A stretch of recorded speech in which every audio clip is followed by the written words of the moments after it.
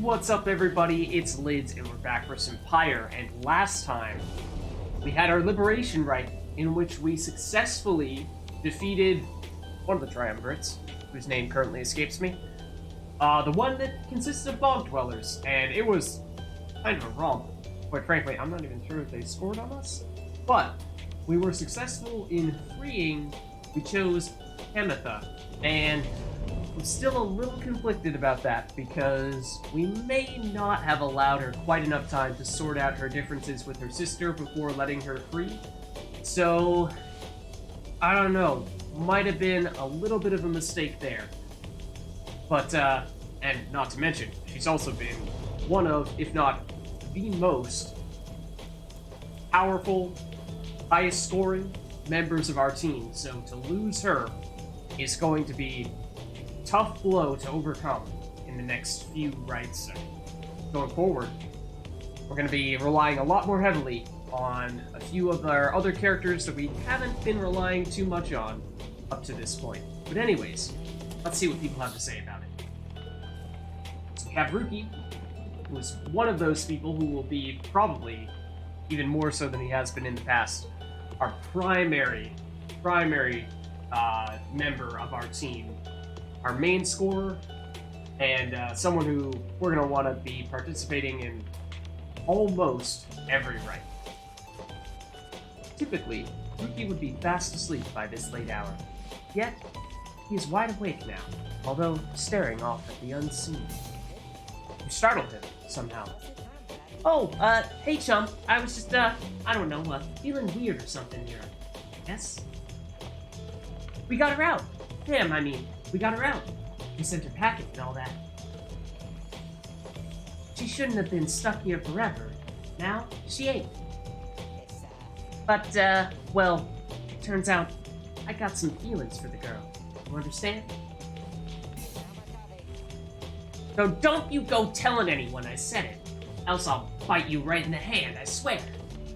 Yeah, seemed like he had some feelings for Panatha, given the whole conversation that led to the hat thing. I think we all knew it wasn't actually about her hat. He looks at you in a sheepish way. Look, John, I know I ain't her type. It's just, we all got these stupid feelings, and we're stuck with them, and it's just how it is. She's got plenty of her own, I bet. Once in a while, feelings like that happen to be shared, but it's all just a roll of the dice. A girl like that, she won't think twice about old Ruby Greentail once she's back there, sitting pretty in some tower or something. He sighs, staring off into the distance. I just hope they let her fly again, you know? I never met anyone like her, you know? Never even really had the guts to let her know. Oh well, just how it goes sometimes. I just hope that she gets her on okay, is all. And this is gonna sound pretty stupid here, but then who cares? It's stupid, but I'm thinking that if I ever get out of here myself, why, I'm gonna track her down and, well, that's about as far as I've figured it out, chum. Anyway, thanks for the year. Oh, and for making sure we keep those withdrawn bozos. And now, with Pam back home, I bet that plan of ours is in the bag. It's looking better, but it still certainly looks like we could have a lot higher probability of success. We're only just barely above 50-50 shot. And withdrawn, that's the name of the people that we went up against. Maybe she can finally get her family stuff sorted out while she's at it, too. That's the thing. I hope she still can. Now then, I'm beat. Good night. Hurries off before you can respond to anything he said. You sense, however, that some small burden has been lifted from you. As for Pamitha, you hold out hope that she will find her way, there in the Commonwealth, somehow. Alright, we do have a new page in the Book of Rites. Let's check it out. The withdrawn. In the words of Aoud the Swallow, the withdrawn did spawn forth from the wild witch, Lily, whose vigilant pursuit of the unknown and the unknowable I always felt a certain kinship. Whether the withdrawn were Milit's kin by blood or merely worshippers who trusted one another not to ask or care, what mattered was that Milit chose the most audacious minds to stop at nothing short of being possible. Though ever distant, the withdrawn revealed to us such truths about the land which long lay hidden, even to one such as I. Their knowledge ever wakened into newfound depths of consciousness. They led us all to better know ourselves. I don't know, feels like they've lost it a little bit with the whole praising some Titan guy who may or may not come back to life and doom all of humanity. Didn't seem like you mentioned that part. On kinship, the words of Triesta Titus, Blessed-born. Each one of us within the 8, besides the Imp Haul, we would have perished in the downside had we not found each other and together formed our union. Here, in the downside, all are bound. But that which binds us here does have some latitude. We chose the bond of kinship. Our exile took precedence over our differences. The Empire, which had subjugated all our kind into a tense alliance, shall give way to a society in which our differences are paramount. There, may you embrace your ancient cultures, whilst jointly forming a great culture all its own. Next to mercy is kinship, shall form the bedrock of our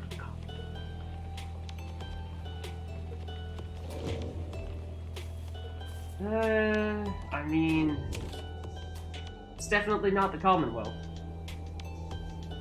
Interesting that you would refer to it that way, though. Alright, we're on our way.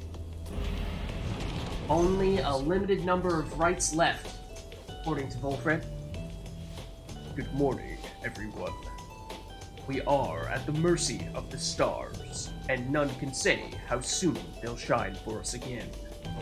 Let us recover for a while at Moonlight Alcove and decide how to proceed. And onward we go,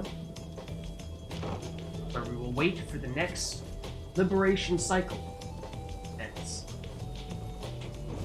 We know now that we will definitely not be able to free everyone, and that is a bit of a daunting thought. We need to pay even more attention to which people do we think we ought to free and which ones might spend the rest of their lives in the downside. Best make yourselves as comfortable as possible here for the time, Nightwings. The rites ought to commence again before we know it. Until then, be well. Thus, you and your companions remain on the mountaintop, waiting for the stars to shine again. The cycle of the rites is ended. The news that Volfred and the Lone Minstrel revealed to you now threatens to disrupt the group's resolve. Who most deserves their freedom? Can there be any hope for your revolutionary plan to change the Commonwealth if too few exiles manage to return? These questions hang like a fog over you and your companions as you linger there on Mount Elodium. For now, the exiles of the Nightwings vow to stick together for as many opportunities as they shall have. Many moons pass. One cold evening, Volfred finds you off on your own. Well, my boy? It's time, once more. Come see. Volfred indicates the sky. Through the snow, see that he is right. Soon, all of your companions are gathered. Wolfred regards the group in his steady manner. As you know, I have refrained from participating in the rites myself. This was a long-held choice of mine, for a variety of reasons. Chief among those reasons is so that I might direct our plan free from unwanted tension, both from our adversaries here and those who would oppose us in the Commonwealth. Another reason is my past experience conducting the rites, not end on good. Before my time, the Nightwings comprised 3 exiles: Brighton, Arisa, and Orlek. Little Tizo was with them as well, still learning in their ways. Brighton, a former exile of the Nightwings who conducted the rites alongside Orlek and Arisa. Arisa, a former exile of the Nightwings who conducted the rites alongside Wolfred and Orlek. And Orlek. He is a former exile of the Nightwings, betrayed and abandoned in his moment of glory. And of course, Tizo, a venerable drive imp who seems to know the ins and outs of the Nightwing's Black Wagon. We know about Tizo. After Brighton regained his freedom in the liberation rites, the Nightwings took me in. Story for another time. For one thing, I had capacity to read the ancient book. Anyway, when next we earned our way into the liberation rite, Orlek was anointed for return. He had long been in exile, and his horns were beginning to show. We prevailed. Little Tizo snuffed the accuser's pyre. Thus, Orlek earned his freedom. That might also be the thing that the accusers were referring to when we faced them in the past, because they seem to reference something strange that happened in the past where we took advantage of them in some way, shape, or form. Although it sounds like, in this instance, Nightwings did rightfully succeed. But what happened next sounds like things went a little bit for a turn. However, just as the Shimmer Pool was to engulf him, Arisa, shoved him from the precipice and took her freedom in his stead. Oh, that is old. She perished, of course. Only the anointed can transcend the Shimmer Pool. But she thought the warnings were a myth and paid the price. She was always restless. I presumed Orlek perished, too. To survive a fall from Mount Elodial, I was left alone. Subsequently, I made no attempts to reassemble the Nightwings, knowing that such treachery, such harm, was even possible as part of this ordeal. I frankly still do not hold Arisa entirely at fault for what transpired. I hold, instead, the Commonwealth responsible for it put us in this desperate situation. And I resist the urge to think the rights may partly be to blame as well for pitting brother against brother, sister against sister. Wolfred breathes a deep sigh. Now, I see that Orlek yet lives, at a time when our plan is already in.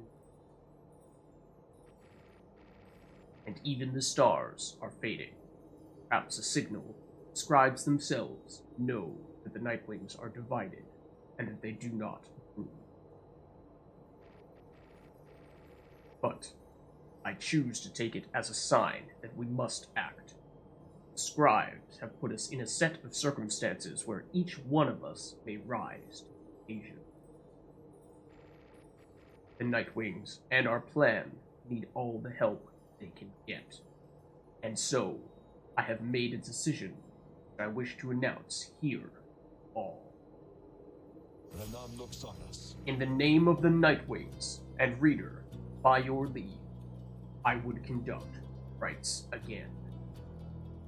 Okay, I was anticipating that this might happen at one point, because there was talk that the Nightwings are supposed to represent all of the scribes, each one representing one of the races that we've seen, and I believe we have seen a member for each one of those masks, but we have not yet seen the sap.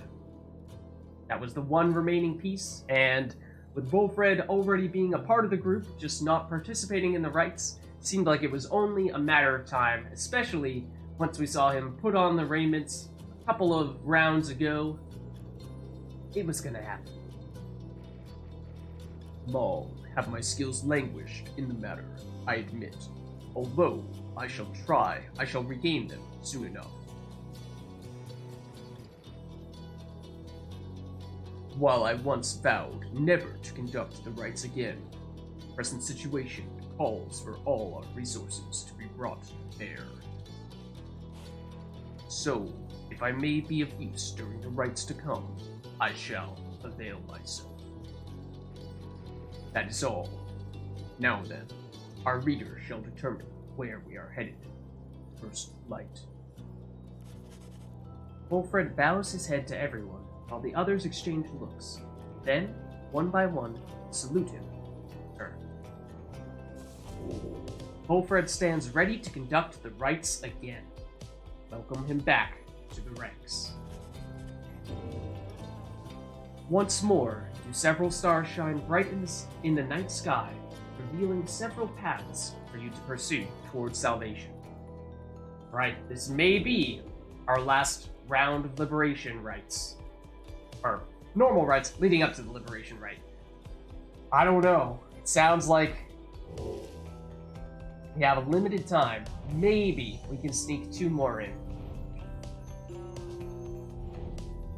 But I would be skeptical.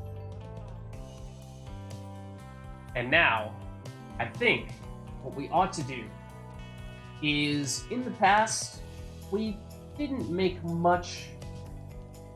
Well, we mostly made our decisions regarding which enemy we wanted to go up against, which opponent, based on, who we thought we had the best probability of succeeding against, and also based on the standings. I think we have recently come to the conclusion that we can't have much influence on those standings with who we choose to go against, so I don't think that is a good method for choosing which one to choose.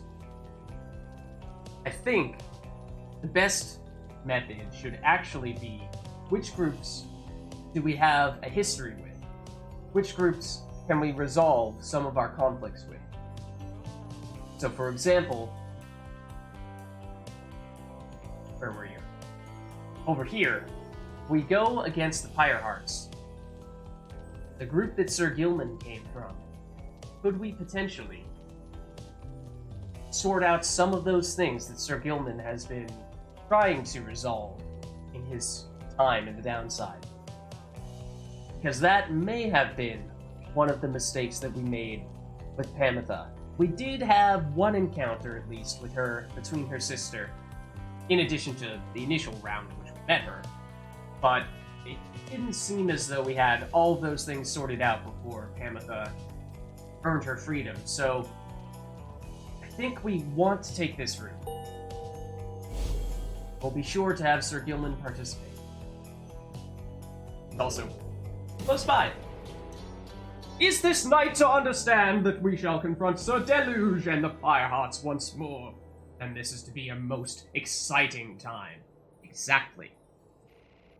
This night's one-time commanding officer. Imagine, if you will, a worm without the slightest trace of bravery. Sir GILMAN then recants his tale of Sir DELUGE's past and how it is they wound up together in the downside. Sir DELUGE, a worm knight of the Sea Dominion, and former ally of Sir GILMAN. He lacks the sort of courage for which his kind is known, yet somehow leads the Pyrehearts anyway.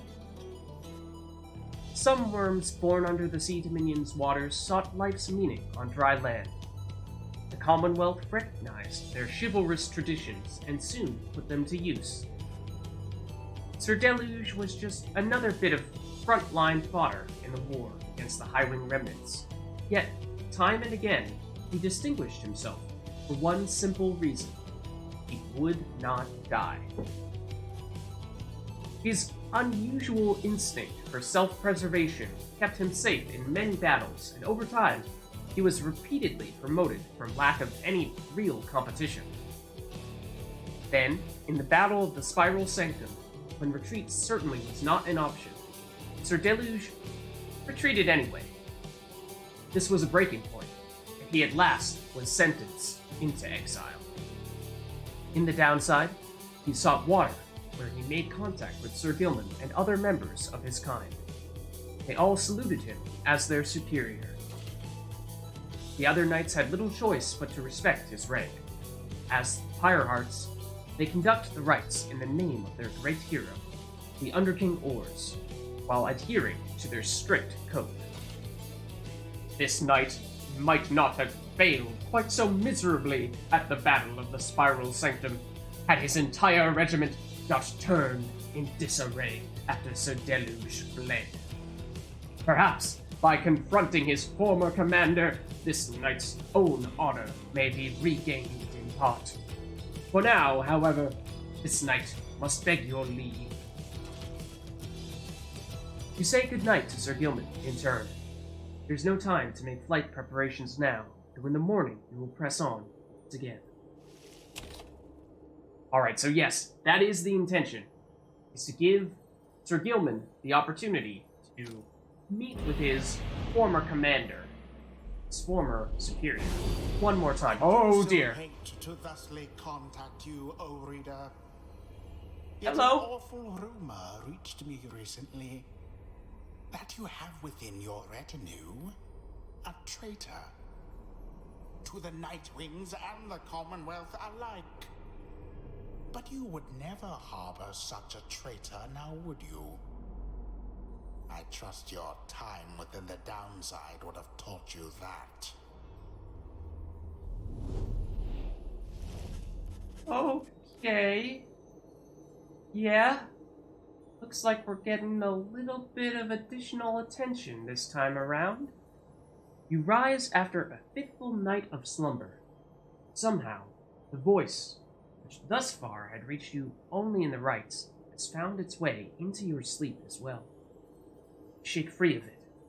The voice is described within the book, calls to you during the rites, and reminds you of exile. Time at Moonlight Alcove has made everyone restless. The group is eager to set forth at your command. Alright. With that, I think we ought to take off as soon as possible.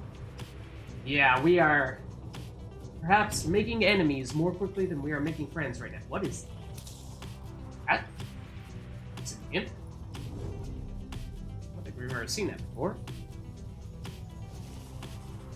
As the wagon soars across the skies above Waking, you notice Wolfred appears lost in thought. You cannot sense straight away what he's thinking. Do not mind me, reader. It is simply that being here, in this vicinity, it brings back a lot of memories. It gives me much to ponder. I hid within those woods for many, many years, making preparations for our plan. I cast aside my raiments and became untraceable. There, I waited for the plan to germinate. So, it means a lot now to be here, above that place, at last. Quite the view, wouldn't you say, my boy? Right. That it is, but I'm afraid we have other business to attend to. So the Black Shore, low road to the nest of Trieste, passes through razor-sharp sands. Wolfred notes a powerful talisman is rumored to be buried on this path. Doing pretty well on the talisman front, I feel now. I mean, you say it's powerful. maybe you could convince me that way, but let's see what the alternative is. The high road to the nest of Trieste is patrolled by the Commonwealth's ancient enemies.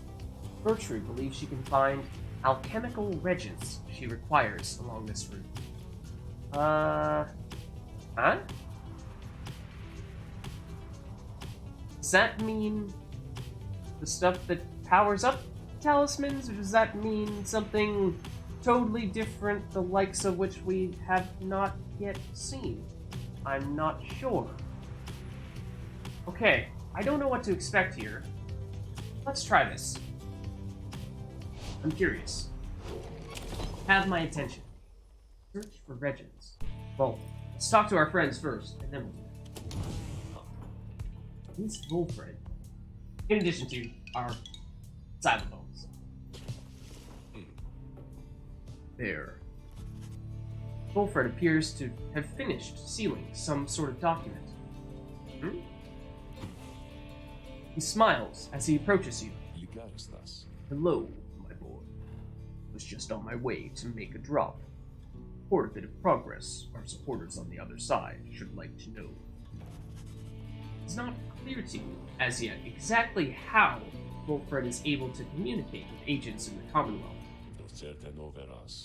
We have our ways of making certain that such messages manage to make their way to whom they need to reach. Most of the time, at least. It's not exactly the most dignified of methods, but the messenger is as hard-working as the rest of us, or dare I say, even more so. Most imps lack the capacity to do that job. They, of course, cannot traverse the outer boundaries of the downside, but they can squeeze much closer than any of us. Wolfred offers to tell you more of this process. It seems that he has been using certain imps to relay messages to his agents in the Commonwealth for some time now. From that point, we depend on certain other means. A trafficker like Ruki would likely be familiar with them. Then, my agents intercept the messages as they arrive. The messages are coded in the off chance they reveal themselves before unwanted eyes. But even still, my agents put themselves in great peril there, supporting our cause and our plan. I could not ask for a more dedicated bunch. A shame we cannot meet them, separated as we are. If we succeed in our endeavors, it shall be thanks in no small part to them. They have identified hundreds of citizens grown loyal to our cause, found hidden corners where they can speak freely. Our goal is to grow in numbers while remaining safe. For we cannot resist the Commonwealth if too few citizens stand with us, whether due to apathy, fear, or lack of willingness to see our nation as we do. Some of these agents I have known for many, many years, since long before my exile. Many were former students from my days of teaching Commonwealth doctrine. It was clear then who among us did not take the common view. These days, I report to them our progress, and they, in turn, report theirs back. From that assessment, I update the estimation of our plan's success.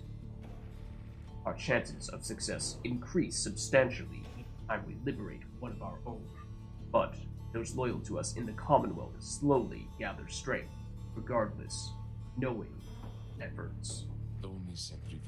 Thus, we do inspire each other. Not unlike the dynamics which I see among the Nightwings here. Now, good afternoon then. Have a delivery. Strides out the wagon, bearing the sealed message. Okay.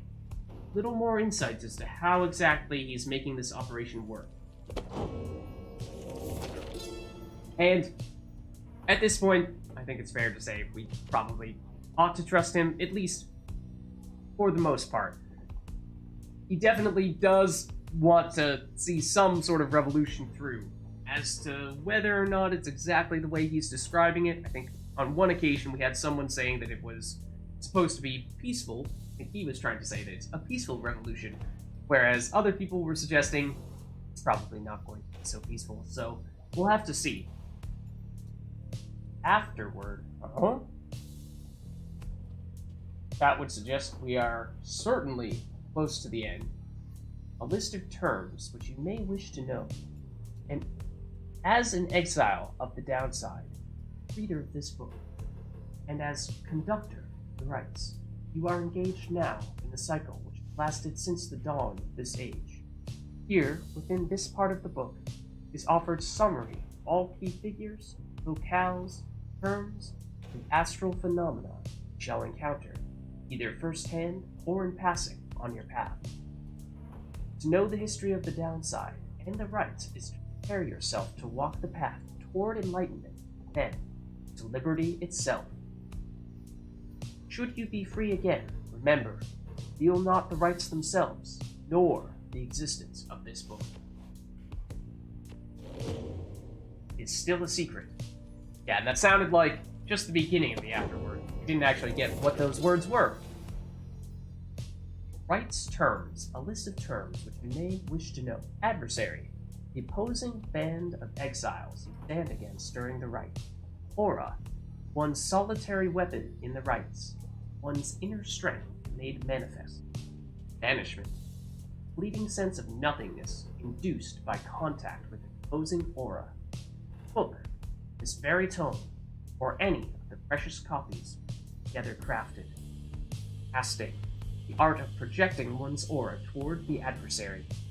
Enlightenment, understanding gained after conducting a rite.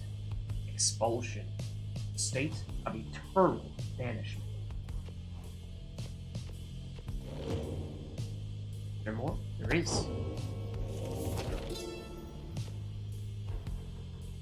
Rites terms continued. Rites, a celestial cycle through which the worthy can regain their freedom. Payments, flame-proof masks and robes fashioned for the rites. Rank, a measure of a rites conductor's experience in such matters. Reader, one who can decipher text or oversee the triumvirate in the rites. Rite, a ceremony through which worthy exiles may regain their freedom. Stamina, a measure of an exile's physical exertion, gradually recovers. Sigil, a symbol representing each triumvirate, set where the pyre shall burn. Maybe one more after that? Yeah. 8 scribes. Golothanian, known as the Master General and a nomad scribe. He wields the legendary Tower Shield, Oath Taker. Aouf the Swallow, known as the Accursed, the Imp Scribe. He possesses the legendary Wings of Misfortune. Jomir Benimane, known the Alpha Chief, and the Curse Scribe, wields the legendary Jawblade, Kneebender. Luz Glorian, known as Hundred Vines, and the Sap Scribe. He wields the legendary staff, the Genealogy Sglorian. Other scribes?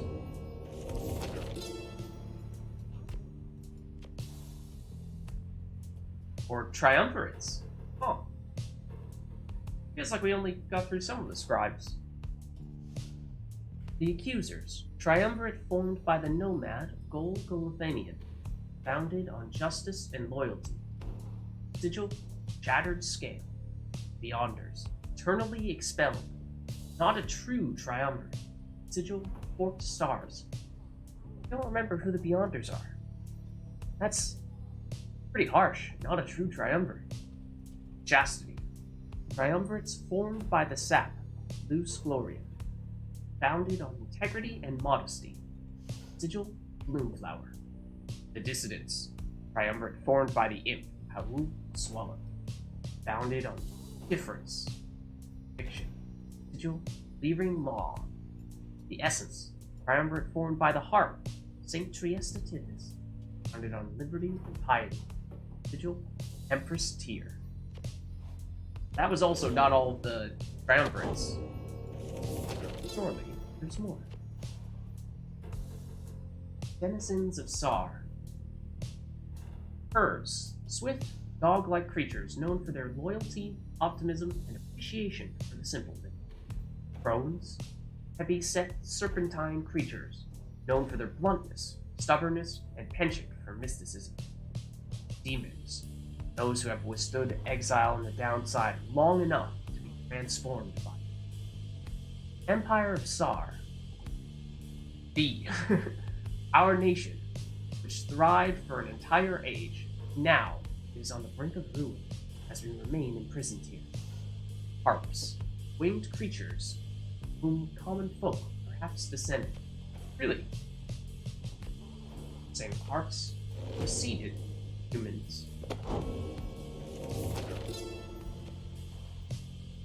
Downside regions?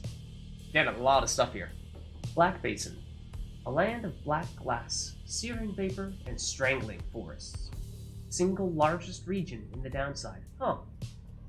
I don't remember if that was noticeable or not. We may have to try to discover, or try to see that for ourselves. Deathless Tempest, a storm which perpetually rages in the Sea of Solace. Exiles of the Sea Dominion claim responsibility.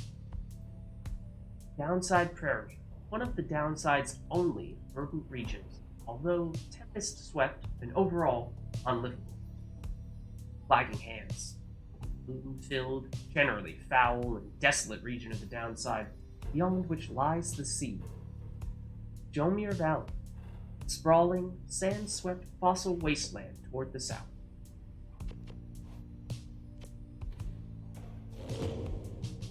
Seems like all of those are only describing half of the things that we've encountered. I'm not sure if we're going to get the other half later, or if we've missed them somehow. Cairn of Haul, located in Jomir Valley. Here, the accursed imp felled the bone titan, Jack's sixth shoulder. All of Solium, located in Mount Elodial. Here, the 8 scribes gathered and ordained the rites. Only from this point may worthy exiles regain their freedom at the base of the inverted fall. Blade of Lu, located in Black Basin. Here, old 100 Minds himself vanquished the root titan, limbless Arizech. Hulk of Oars, located in the Sea of Solace. Here, the Underking felled the sea titan, unfathomed plumes, on the carcass of the doomed exploring vessel Dazravan.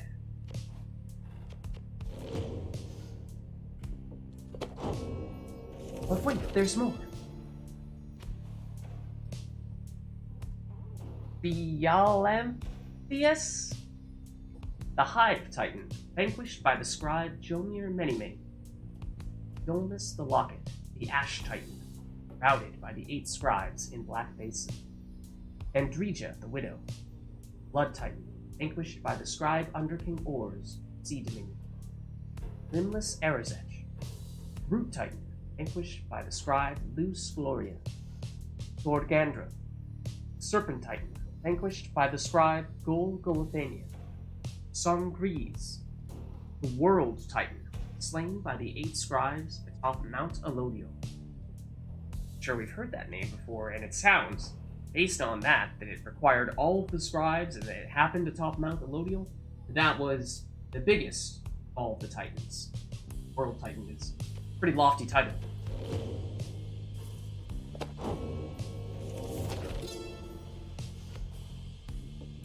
Aquet, star of the Songfisher.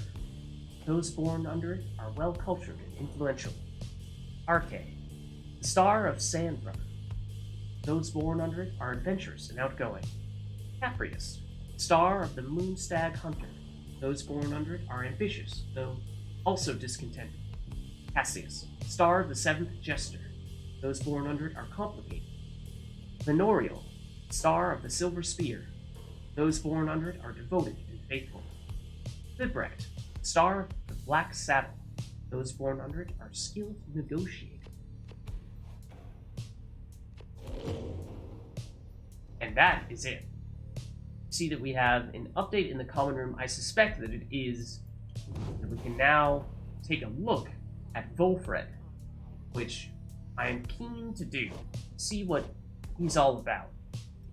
Whoa, that's a lot of inspiration there. Looks like that basically means with one rite that he participates in, he instantly goes all the way to rank 5, which I suppose is sort of fitting, knowing that he has conducted many, many rites in the past, but as he was saying earlier, kind of just needs the opportunity to shake off a little bit of the rust and remember what it's all about. So he is a long-standing exile of the Nightwing, seeks more than his own freedom. Right's powers sprout, spawns a sapling at a nearby location, has its own aura. Does that mean he can't sprint?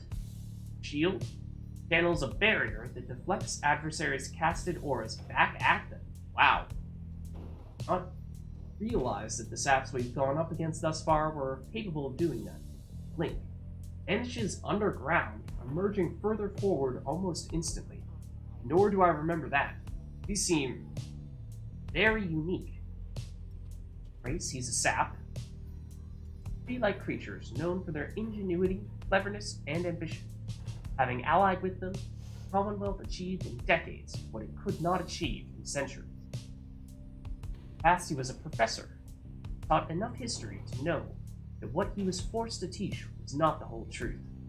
Professors at the Commonwealth were sworn to administering only the approved doctrine. His astral sign is Cassius. He was born on the 21st of 6th moon, suggesting he is contemplative and passionate. Contemplative, yes. Passionate, I mean, I suppose he's trying to back this rather ambitious plan. His crime is publishing. He owned and operated a stamping press, using it to spread anti-Commonwealth propaganda, which seems very similar to what Gertrude was doing. She was the one actually printing them, whereas he was the one that seems to actually have been distributing them after that. So that's sort of the tie between the two of them, how they knew each other to begin with, and what brought them back together. Motive: insurrection. Records state he sought to undermine trust in Commonwealth doctrine and tradition. He's only been exiled for 9 years. That's actually less than Joe Dariel, less than, I think, a few other people that we've seen. I'm a little surprised by that, because he seems to try to be coming off as the seasoned expert, the person who's been here the longest, knows the most, and yet that isn't necessarily the case. I don't know if we should discredit some of the claims that he makes because of that. But anyways, biography. By day, he was an unassuming history professor, but by night, he operated a small but illegal stamping press of his own design. He used to disseminate provocative ideas concerning how a truly peaceful Commonwealth might look. When his underground press was at last discovered, it was publicly destroyed. Eventually, he too was found and passed down. In the downside, he was taken by the Nightwings, who sought someone with his experience. Since then, he hatched a long-term plan to recruit like-minded individuals who might stand together to usher in a new age of Commonwealth. Okay, so not so surprisingly, he is quite slow, because I'm expecting him to be big, high amount of damage, high amount of points, whatever you want to call it, when he does make it to the opposing Pyre, but can't do so very quickly, probably takes a while to come back from banishment. I think that's pretty big. 21 might be the biggest we have right now. Is quickness, I'm pretty sure that's the slowest by a lot. Yeah, that is wit +2 from our bonuses that we've gotten from our teachings. So he's very slow. It would take me, well, a lot of strategy rework work him into our plans and the rights, because he does not play the way that we would normally play, I would think. Is it just me? Or was this place not covered in snow before? Is that new? Is that also a sign the end is nigh? Bertrude requires an assistant for her latest sorceress pursuits. Let's carry on. Maybe I'm just imagining things. The bog witch Big Bertrude knows much of things growing unseen throughout the land, including things residing here, within the molten crags of Highwing Cove. You see, this doesn't look molten right now. We have made note of thy willing assistance. Come along then, reading one. Why she requests your company in such excursions, only she could say. Yet she does no such thing. She instead directs you to collect the foul ingredients she seeks. The regents seem to disappear into her robes, return in silence. Later, you note a new talisman has appeared among your group's possessions, bearing Bertrude's unmistakable mark. You acquired a dying flame. It was crafted with care. Let's see what it has. While the bearer's pyre has less than the adversary's, bearer deals bonus damage 4.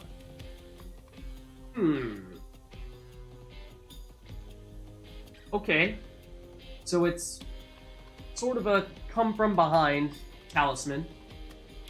I'm not sure that I would prefer that to some of the ones that we already have. I do really like the ones that we've been using as of late that give +2 quickness, hope, and presence, and the possibility of getting infinite stamina at the beginning of a rite. So it would take a lot for me to use this over that. We may just end up reselling it, but it is potentially powerful. Let's continue. Alright. Are we going straight to the Nest of Trieste now? I think we are. One of the downside celestial landmarks, you are conduct the rites here soon against Sir Deluge and the Pyre Hearts. Let's go. Yeah, so this was previously the area that was molten lava. We've been here many times before, but that is clearly no longer the case. Wagon comes to a sudden stop after a near miss with something that got right in its path. At first, you see no sign of whomever or whatever it was. Then, a voice rings out from off to the side of your path. A friendly, yet somehow aggravating tone leaves little room for question as to who it is. Hey guys, so maybe watch where you're going a bit more next time, I guess? You must have scared Dad half to death. I mean, just look at him. But it's good running into you like this because, I got for you a really special deal. We got some pretty out there stuff on hand, and it's been slowing us a bit, to be completely honest. Something about him, I don't know, but Dad just hasn't been himself. But once we open shop, why, these little numbers, they're gonna go flying off the shelves. And you can have first dibs. All you gotta do is give us a lift, because you're headed to the Nest of Trieste, right? Just drop us off when you get there, okay? The Black Wagon does not provide you the most spacious accommodations, but it may have room enough for Falcon Ron. Fairly, at least, for the short remainder of your trip. On the other hand, you sense a troubling energy from whatever strange artifacts he is transporting right now, and wonder whether you should get involved. What are you up to, Falcon Ron? That seems awfully strange. Did you get yourself in over your head? I don't know. I think we give him a shot.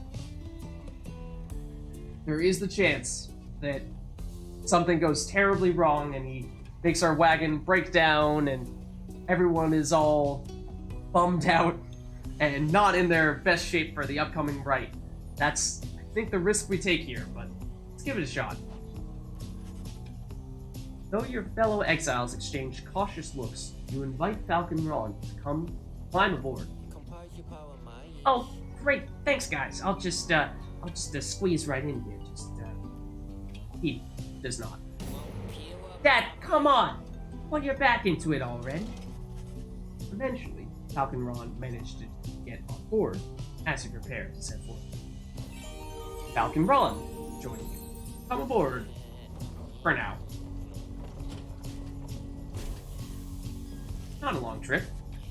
After what felt like an interminable trip, however, during which Falcon Ron did not even once cease to speak of matters relevant only to him, you reach your destination. Well, anyways, thanks guys, and remember what I said, these singers I got here, you got dibs on them. If you come visit me and Dad, that is, now we'll be going, so, be seeing you, okay?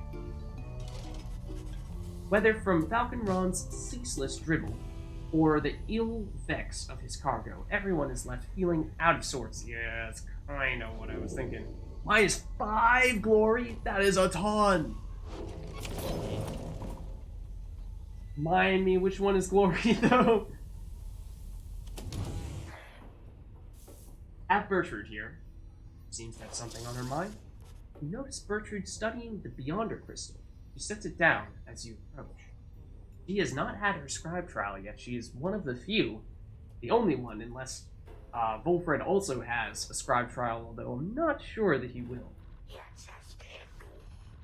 The mouthy wraith rebuketh our attempt to summon her. She insisteth that we are too young to stand. She must be referring to Sandra. It seems that Bertrude may be able to invoke her. Stubborn at once, possessing ancient understanding, olden ways, and olden time. Many centuries of history, knowledge of the 8 scribes themselves, held captive within that green tinged stone, within that wraith's own memory. Would that we could extract them in some way. Perhaps thou couldst induce your wraith's obedience, reading. For she heeded now, not. She claimeth our obligations unto only thee. Although she stops and thinks very carefully. The Yonder crystal is not to be tampered with. Fellow exiles know that its use is at your sole discretion. She backs away from you, still thinking to herself. Ignorest thee our inquiries about this reading one. Our reasoning is taken elsewhere. A refusal to cooperate is like to be an ancient warning of some sort. It's possible others of the southern bogs know something of it, but we shall not be tampering further with such sorceries ourselves. That the wraith refuseth to cooperate suggests a predicament suitably deserved. She heads off in a huff, but just as the air grows still and quiet, you sense something from the Beyonder crystal. Mouthy wraith, she says. Can you believe it, reader? Bah, to be so young and foolish again. Sandra the Unseen laughs to herself. Your proximity to the Beyonder crystal must have been sufficient to invoke her in this case. That crone of yours is far too curious, I think, but it appears that she has learned her lesson on this case. Thank the stars, I am beholden to no more than one among you Nightwings at a time. And thank the stars, that happens to be you, rather than her. And if that crone attempts to lay her fingers on my Beyonder crystal again, I shall just have to torment her dreams till she's my age. Do feel free to mention that, if it comes up. Now, farewell. You know where to find me, lovely reader. He vanishes. Seems that Sandra proved resistant to Bertrude's tampering. If so much history is trapped within the Beyond Crystal, there it shall remain for the foreseeable future. Hey, yeah, I guess we are the only ones who are able to use it. Not even Bertrude is allowed. And, oh, one other thing I wanted to check was we lost 5 glory?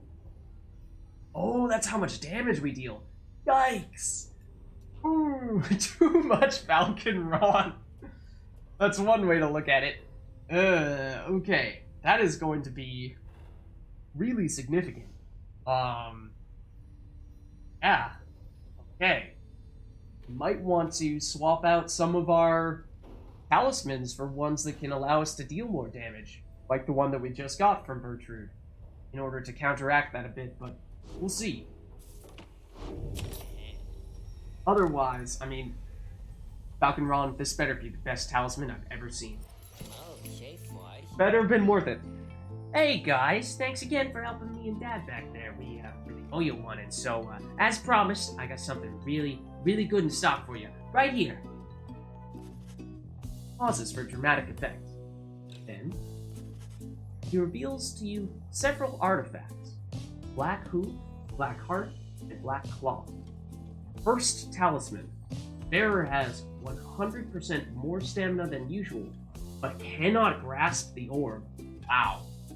That is very strong perk, but a very strong downside. I would expect these other ones are similar. Black Heart. For getting banished, Bearer either returns with infinite stamina or as fast-moving Howler. Wait, what? After getting banished, Bearer either returns with infinite stamina or as a fast-moving Howler. Okay, so it seems like with this one, it's not so much that there's a terribly large downside, it's just that you need to get banished before it takes effect. The downside is the banishing part, but that'll happen by itself, either through scoring or through having some of your adversaries going up against you and hitting you with one of their moves. Black Claw. Bearer's aura remains while grasping the orb. Cannot be cast. Huh? Bearer's aura remains. Oh! So, you still have that protective layer, even when you have the orb. But, you can't attack with it. Possibly even when you don't have it? Even when you don't have the orb, you may still not be able to cast? I don't know. Those all are very intriguing, strong pros and cons, although I'm not sure any of them is convincing enough. Maybe this.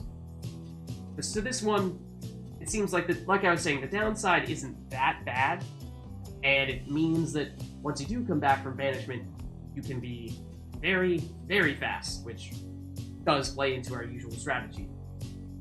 But I also see, at least with this one, cannot be used by worms, harps, or crones.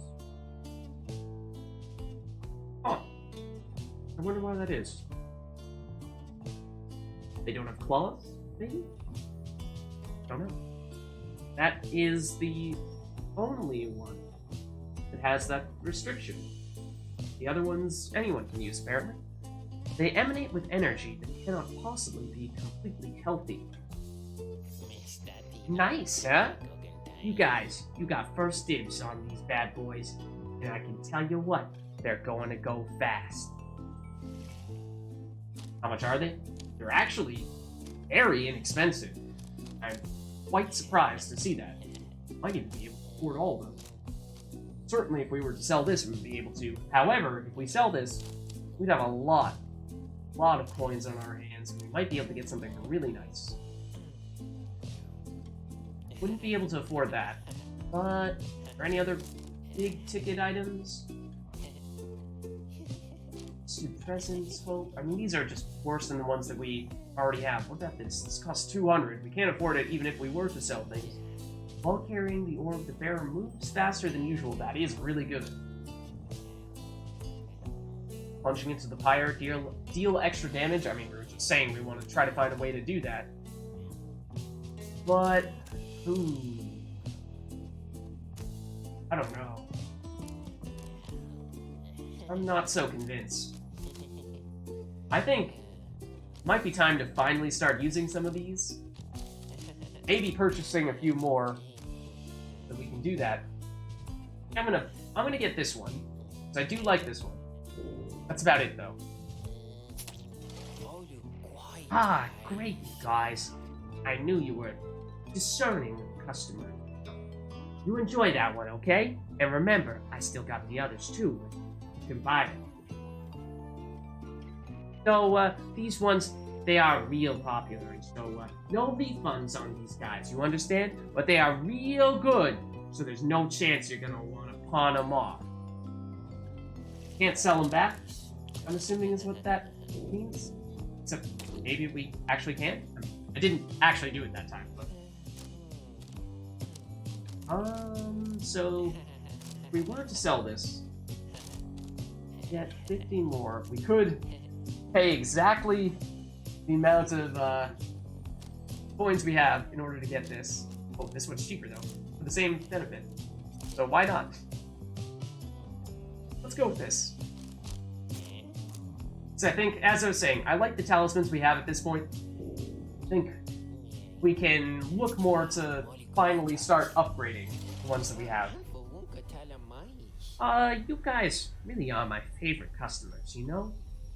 I hope so, because, you owe us after that one. After giving us a pretty huge debuff this upcoming right. But you know what? We have to do it. Everything is set for the right to connect. All is quiet amid the strange outcroppings at the nest of Trieste. All there is left to do is wait for nightfall to set.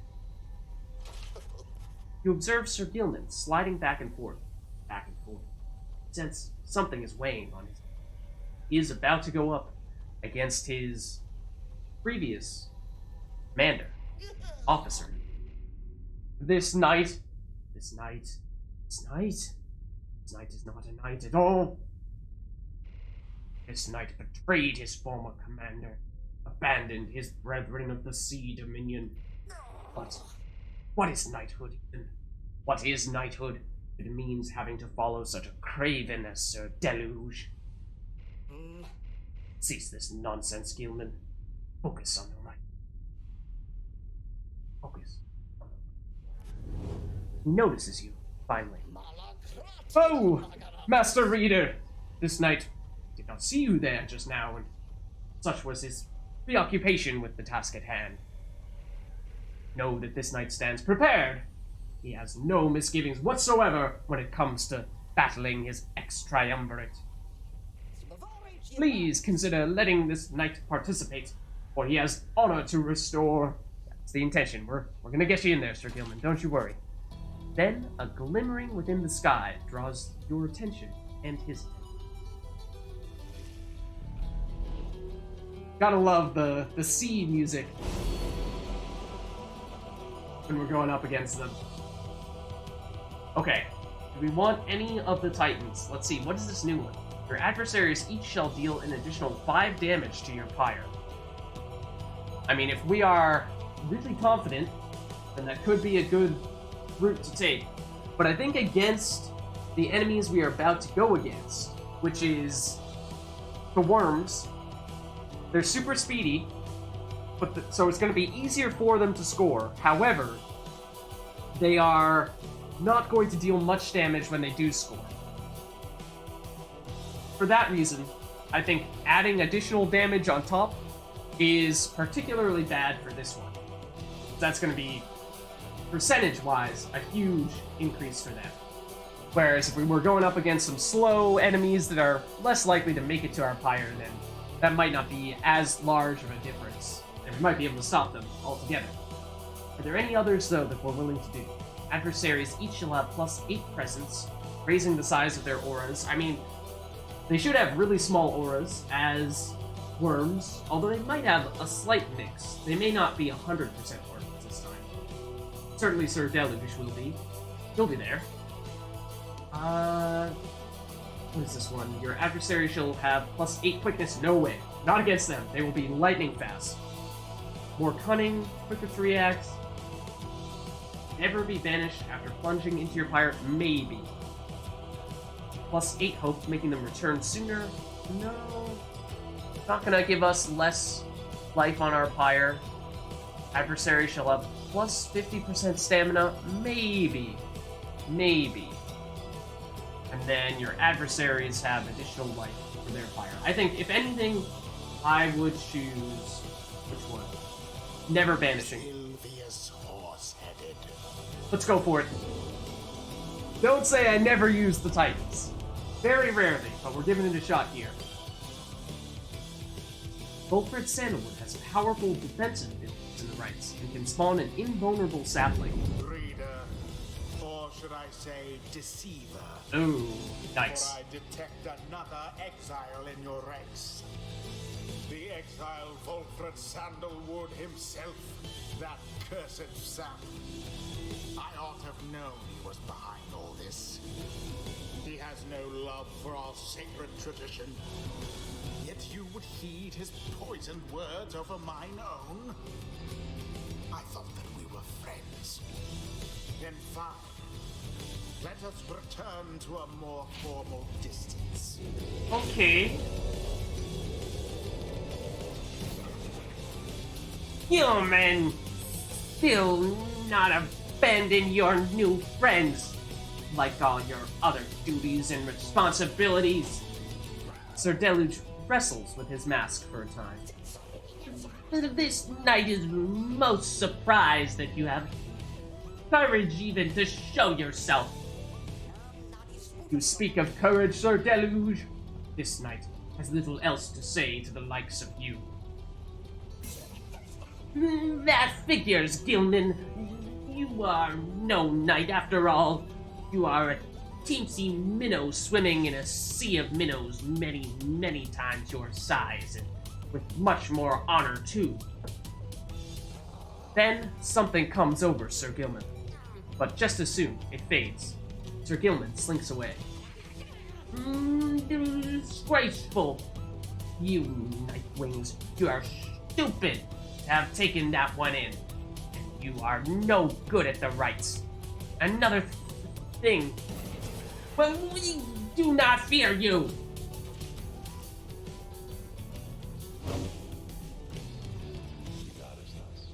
Reader, my boy, let us confer a moment here. First we've seen of him. Out in the actual rights. I am returned now to the rights, a tradition that I once disavowed. And now that I've donned the raiments, voice knows I am here. It is no matter, really, for a plan is well in motion. Okay, still 54%, hasn't changed as of late. All that remains for us is to prevail. I shall aid you and the others in this task as best I can. Let us see now whether these old limbs of mine are still yours. And there he is at last, alive and well. I know that you can hear me, Sandalwood. You're causing quite a stir out in the Commonwealth. He is Plant your little seeds very of slow. discontent. Know that Just getting your a sense designs and sowing chaos what it's like. shall Okay. not be tolerated here. That's his shield. Now, good evening to you. It's interesting. So he can't jump, that means. This is the jump button. It's instead for the shield, and then his sprint. Whoa! Does instantly make him reappear somewhere else. Can't go terribly far, but okay. So instead of casting, he does this. Volfred is banished, his sapling expires. And this is very confusing. Can I have multiple saplings? No. Okay. Can't have multiple saplings. Yeah, I think this is a lot different than every other character, and so I am very hesitant to use him without having some practice, because this is just totally different style. I would like to work him in at some point, at least give him a shot, but I think it would be good to probably get a chance in a lower stakes situation. Now then, Night Wings. I look forward to conducting with you all, if and when, of course, the reader calls for us to stand as a triumvirate together. Alright, so 100% worms. Let's give them a quick look. So Sir Deluge, 28 quickness. That's what I was getting at, is the others are probably just as, if not quicker. After Sir Deluge banishes an adversary, one of his banished allies shall instantly return. His slash banishes adversaries in a wider area of effect. And after using his slash, he instantly recovers all of his stamina, so he is an attacker. Or, I mean, not a scorer, but he goes after and tries to banish adversaries. And oh my god, what? He has 36 speed. I mean, I need to double check what we have on Sir GILMAN, but that seems absurd. Like, if this person has even the slightest chance, the slightest opening, you can't catch them. Lady Seagrass. So, after she banishes an adversary, ally instantly returns. Using her slash, she instantly recovers all stamina. She banishes adversaries in a wider area. That is the same stuff that Sir Deluge had. I didn't see what he has here for his talisman. If the bearer is banished, an ensuing blast can banish adversaries in a large radius. Ooh. We have not seen anything like that before. Where, depending on how far away you are, when you do banish him, maybe going down with him. That's tough. Nice. These guys are looking very tricky. This is Lady Seagrass, who has the additional quickness, as we saw before. You don't have a talisman. Quickly! Start it before he changes his mind. 29 quickness. And they're all, I'm assuming, 15 glory. Yes, they are low scorers, but they are going to find it very easy to score. Alright, for comparison's sake, Sir GILMAN we have at 29, and that is with the additional boost from this. So, we have to have Sir GILMAN participating. That's absolutely for certain. As for whether we want to try to approach this with more quickness, do we try to outquick them? Because I'm not sure we can be successful with that. We have Sir GILMAN is our fastest, and even he is not able to catch up to their fastest character. So, I mean, we're gonna use him. And I think it is safe to put the dual band, unless, remind me what his specific talisman is. He jumps farther than usual. I think we're gonna stay with this. So let's do that. Sir GILMAN. Then, if we were going for speed, we would take Rookie. But the question is, do we need an alternative strategy? Do we need to mix things up at all? Given how they can outspeed us. I mean, Rookie does have... Where is it? When sprinting, he accelerates faster than usual to an even faster top speed, so his 22 quickness is probably a little lower than what it is in practice when he's sprinting. He does have a chance to return quickly from banishment. Yeah. Not sure that's going to be terribly relevant here. Well, they do have some aggressive banishment stuff, so let's go Rookie. He's always a key feature in our group. But then, here's the issue. With no Pamitha, we are down one of our greatest performers, and where do we go from here? Maybe Tizo with the ability to fly? He's not going to be fast. Water and zip ability cost less stamina? It's a risk. because I'm not as comfortable with using Tizo. But I think we're gonna have to do that more often now, without Pamitha. And without other people like Edwin, who we were relying on fairly often too. But I think this is also just a very different encounter than we've had in the past. We've only, I mean, these guys and maybe the Dissidents also being speedy, and we know how our history with them has been. Let's go, you bozos! You Pyre Hearts don't get to talk to our Sir Gilman like that. Come, Nightwings, show this knight how you defend the honor of that miserable minnow whom you harbor. On guard! Okay, ready. Now begin. Well, quick score, but remember, it's worth less than it usually is. An opportunity. I don't know who got whom, quite frankly. Uh-oh. Oh, you jumped over it! Uh-oh. Not a good start. The Nightwings seem to be falling behind. Not for long, we aren't. Glorious. Not for long. I don't really like having Tizo as our next character there. Uh-oh. We're in trouble! Glory to the scribes. Yikes. That was not a very good idea there. You are unworthy. Whoa! My momentum! It was too much.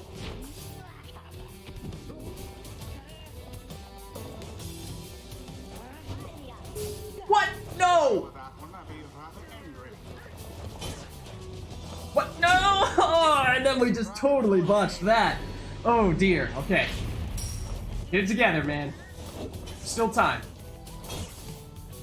I don't know how they managed to pull that off. Alright, I do not like having Tizo in that situation. Okay, there we go. Rookie. Only getting 10 points per score here. It is rough. Okay, which way are you going? Let's pass it. Come on! Yes! Remember everything which you hold dear.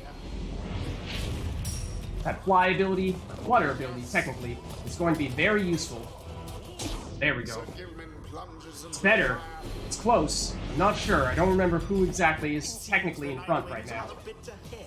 No! Unfortunate. Not for long, though. It's close. Another most inglorious defeat is imminent. This knight can feel it in his bones. Singular. Uh-oh. That may be. Now to the flame. Ooh. Goes Sir Gilman into flame. Very, very close. It's tied. Both triumvirates are equally as close. No, you anticipated it. Get them all. Sir Deluge caught out. No! You sped up and got me. No, I don't have anyone to change to. Uh-oh. Uh-oh, it's not looking good. It's not looking good. This is the road to ruin. Headlong goes Sir Gilman. Still have a chance, but it is close. It is awfully close. Want to get some stamina back? No, how did you get that? Not. No, no! Ah! We have one more shot. One more shot. It's not looking good. So it is. We need two more. They need one more. No more than a lick of flame remains. Oh, Doused to the 1-1. flames. Next score wins. Someone prevail already. We did it! Oh, we hopped over them. Man. Oh, I thought we were toast. The flames of their resolve. I thought we were toast. That took quite the comeback there. It's complete. Curse you, Gilman! You were a fool to abandon us, and now you only twist the dagger in our backs. You do not seem to understand, Sir Deluge. This knight is no longer beholden to the likes of you. This knight is bound only by the path toward enlightenment. Your words ring false. You are unfit to lead. Shut up! You know exactly what you are, Gilman. You call this knight a craven, yet your courage is a mere facade. And everybody knows, this knight shall see to it. Sir Gilman does not respond, although you sense the words of Sir Deluge got to him. Uh-oh, we beat him. The 8 scribes bless us with their ways.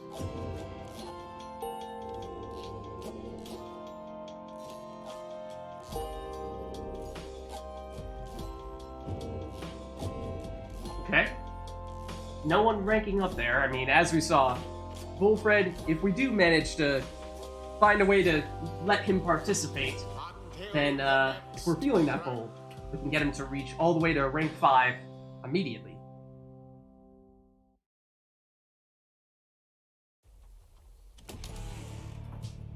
I would have thought Sir Deluge would be more upbeat after defeating his old officer, overcoming his rival.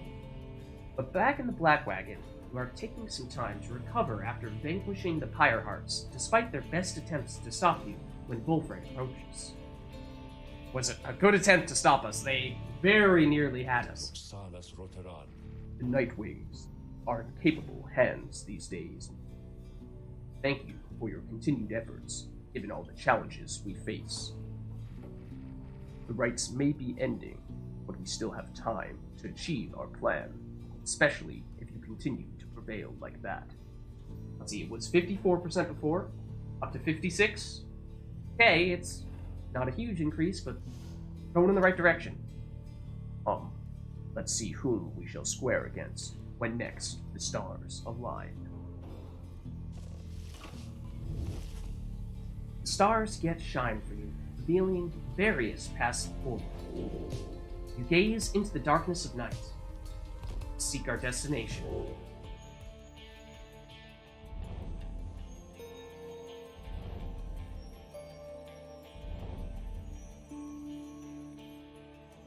Ooh. Calimer is the crazy one, right? The one with the imps in the arena? But this is against Hamatha's sister, which I think is no longer all that relevant of a conflict for us to try to follow up on. Try the Tempers. It's been a long time since we've gone against them. We've only gone against them in the original Liberation Rite.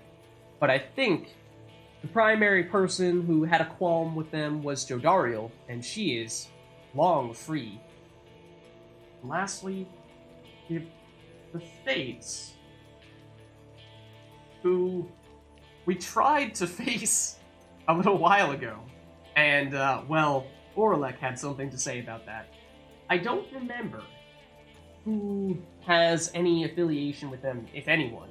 I would think maybe Tay? But in general, I'm not seeing much in the way of a convincing adversary for us to go against for that reason. So I think we pick the Fates with the hope that maybe Tay or someone else that I'm forgetting about has some sort of history with them. But either way, it's been a long time since we've gone against them. Even longer than the Tempers, because last time we tried to go against them, we had that whole little curveball thrown in our direction. I see it's time we met again with Dalbert and the Fate. We can make for the Ridge of Goal at first light, my boy. Let us recover through the night, for now. It is too late to do much else. Alright, and oh boy, that was a tense one. I was not so optimistic that we were going to pull through that, but fortunately, we came up with a last-minute comeback, so we gotta be careful. Don't want to make too much of a habit of doing that, but things are only going to get more difficult from here on out. we'll see. So with that, that's going to wrap things up for this video. Hope you enjoyed it, and, well, see you in the next one.